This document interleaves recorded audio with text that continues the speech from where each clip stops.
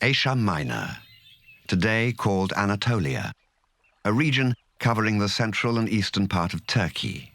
It is a land surrounded by Greece in the west, Iraq and Iran in the east, Syria in the south, and Russia in the north. In 1834, Charles Félix Marie Texier, a French archaeologist, was exploring in central Anatolia. Near the small town of Boğazköy, Texier discovered the ruins of a large ancient city.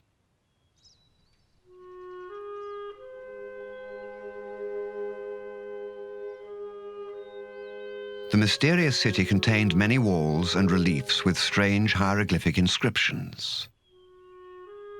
But at the time, the find generated little interest in the archaeological community.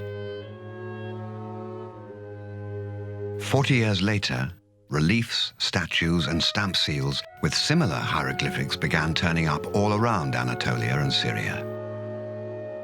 The intriguing discoveries pointed to a civilization with a common script and vast territory, stretching from western Turkey to northern Syria.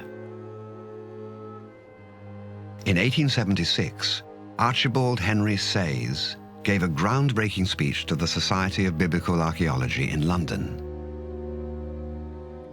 Sayes claimed that he had established a connection among all the monuments and was able to partially decipher one of the stone reliefs. He argued that the inscriptions belonged to the Hittites.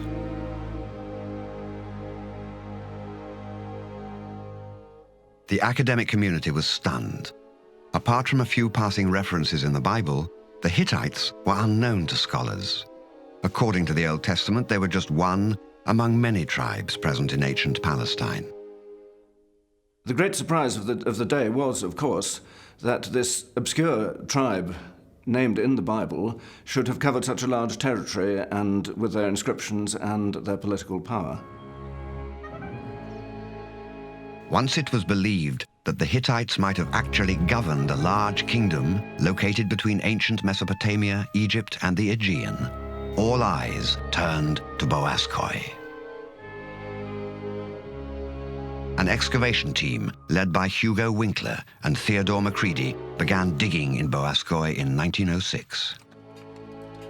The team quickly unearthed many tablets written in cuneiform, a script formed by pressing a reed stylus into clay to make wedge-shaped signs. These symbols stood for syllables and words that were read left to right.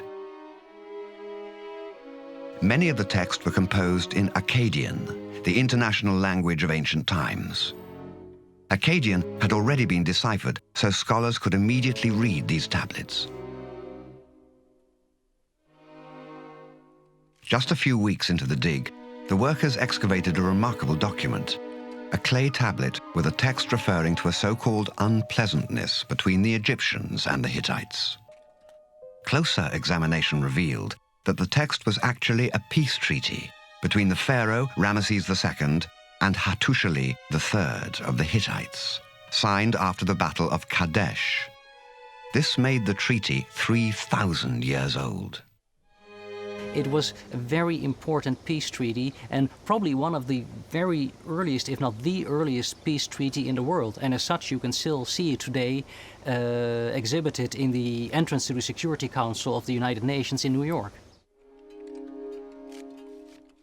In just 6 years, the team excavated more than 10,000 tablets and fragments. The deciphered text revealed that Boğazköy was no ordinary Hittite city. It was actually the Hittite capital, and its ancient name was Hattusha. Many texts were written in Akkadian, but there were hundreds composed in a completely unknown language. This had to be Hittite. Archaeologists knew that to learn more about the Hittite kingdom, this language had to be deciphered. The Czech linguist Bedřich Hrozný was an expert in cuneiform and eager to tackle the mysterious Hittite language. Throughout 1915, Hrozný worked tirelessly to crack the code. He deduced that Hittite displayed grammatical features typical of Indo-European languages such as English and German. One day, Rosny succeeded in isolating the word for bread. He made the assumption that a phrase containing the word bread had to have words for eat and drink as well. He then deciphered a complete sentence. Now you will eat bread, further you will drink water. Bedřich Rosny had not deciphered just any language.